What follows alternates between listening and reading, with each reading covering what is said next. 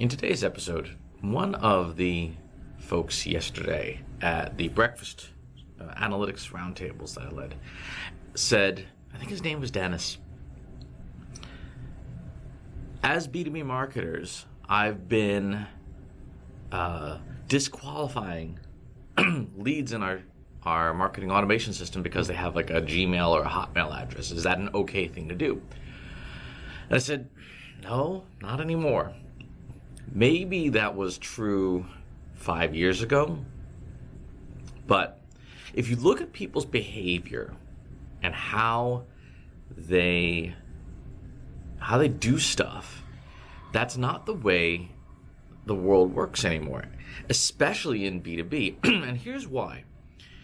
If you have a white paper, a webinar, an ebook, a download, an infographic, something on your website, and you have customers who are in any B2B company, any larger company, period, that uses things like Barracuda, which is a hardware firewall on the network, or some of the more restrictive antivirus software packages. People who work there know that they may not ever get your email. Right? They may be like, oh yeah, our firewall blocks all emails that have any kind of attachment to it.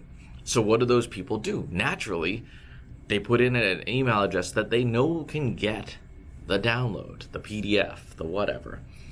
And that's a Gmail address, a Hotmail address, an AOL address. But whatever the address is, they know they can get their email there. So should you disqualify those people because they didn't put in a work email? No, absolutely not. You can ask them later on, either just outright, or with something like a marketing automation system that supports progressive profiling, where every time somebody visits a form, you ask them for just one more piece of data to build out their profile.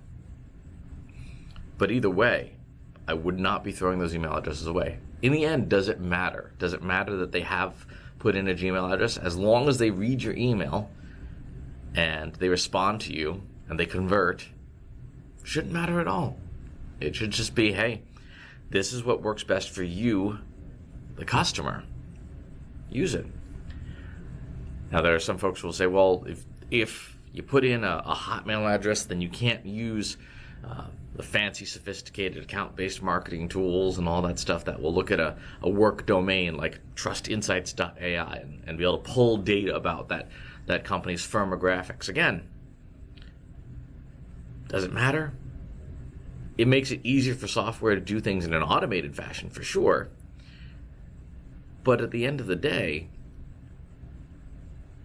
if that's what works best for the customer, let the customer do it the way they want. Let the customer use their Hotmail address if they want to. And if they are a legitimate prospect, then at some point you're going to have a follow-up call or a meeting or WebEx or whatever. And you'll get their work email address then. Or when you correspond to them, say, hey, what's the best email for me to stay in touch with you at work? And you'll get it. The challenge, though, is that marketers have always been, but especially with a lot of data tools, become very, very, very selfish. Like, we want the data. We want things to work our way. If you're a good marketer, you should want the customer to be happy first and work around the inconveniences from a data perspective so that the customer remains happy. So that's today's episode.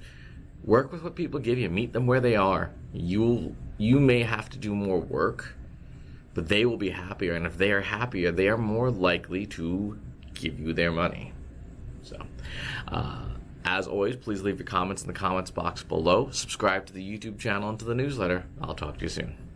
Want help solving your company's data, analytics, and digital marketing problems? Visit trustinsights.ai today and let us know how we can help you.